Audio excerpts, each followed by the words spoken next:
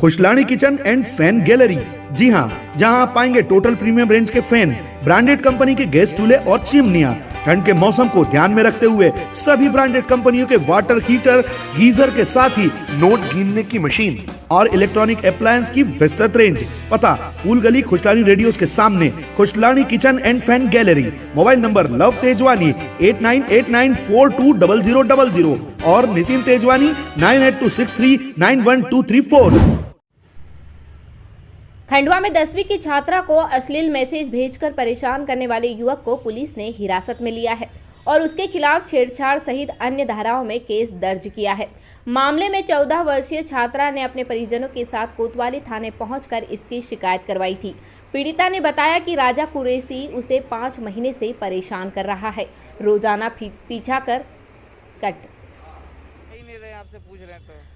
पीछा कर मोबाइल पर अश्लील मैसेज भेजता है, मिलने का दबाव बनाता है। उसने यह बात अपने पिता को बताई थी, जिस पर शिकायत की गई। बालिका और परिजन के साथ थाना कोतवाली में शिकायत दर्ज कराने हिंदू नेता भी पहुंचे। उन्होंने पुलिस अधिकारियों से चर्चा कर उचित कार्यवाही की गुजारिश की। मामले में जांच के बाद कोतवाली पुलिस ने राजा कुरैशी को हिरासत में लिया है और उसके खिलाफ धारा 354 सहित विभिन्न धाराओं में केस दर्ज किया है।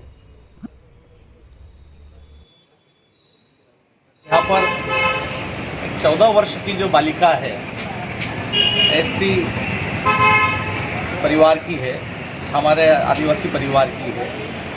14 वर्ष की बालिका को झूठे आश्वासन देकर और बार बार एसएमएस और के द्वारा उसके बार बार राउंड लगाकर उस पर दबाव डालकर उसे अपने पक्ष में खड़ा करने की कोशिश की जा रही थी। नाम राजा बताया जा रहा था। वो कहावत है ना, बकरे की अम्मा कब तक खैर मनाएगी। तो अब वो समय नहीं रहा। अंततोगत्वा मैं इस हिंसा के खिलाफ हूँ बकरे की, पर फिर भी असत्य अब टिकने वाला नहीं है। अब समाज में काफ़ी जागृति आ गई है। उस बहन को जैसे ही पता लगा कि ये राजा नहीं, राजा कुरैशी है और मुझे लव जिहाद के जाल में फंसा रहा है, तो उसने उस दबाव को नकारते हुए अपने पिताजी को इस घटना का पूरा उल्लेख किया। इनके पिता के द्वारा आज से 3 दिन पूर्व एसपी साहब को एक आवेदन देकर इस विषय को संज्ञान में लाया और उसके बाद आज ये एफआईआर यहाँ पर दर्ज कराने आई है।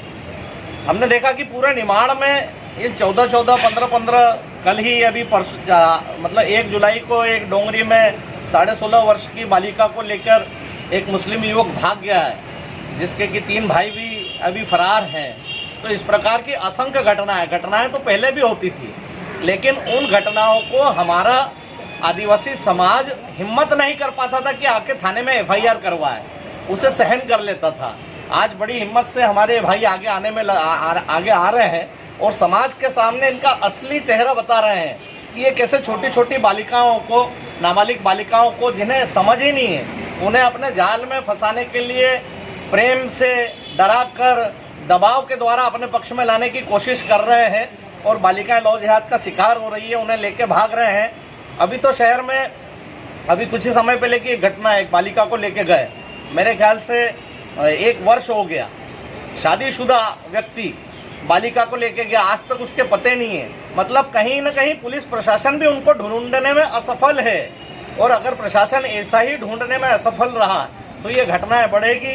समाज में जागृति आ रही है, समाज अपने ऊपर हो रहे अत्याचारों का पर्दाफाश कर रहा है, इसलिए घटना हमारे सामने अधिक आ रही है और हमारा समाज से यह आग्रह है कि इस प्रकार की अगर घटनाएं हो रही है तो समाज आगे आए, प्रत्यक्ष रूप से एफआईआर करवाए और अपनी जितनी भी बच्चियां हैं वो कहाँ जाती आती है उसका लेखा जोखा उसके इष्ट मित्रों का रखे, तो ही इस प्रकार के आने वाली समस्याओं से समाज बच के रहेगा।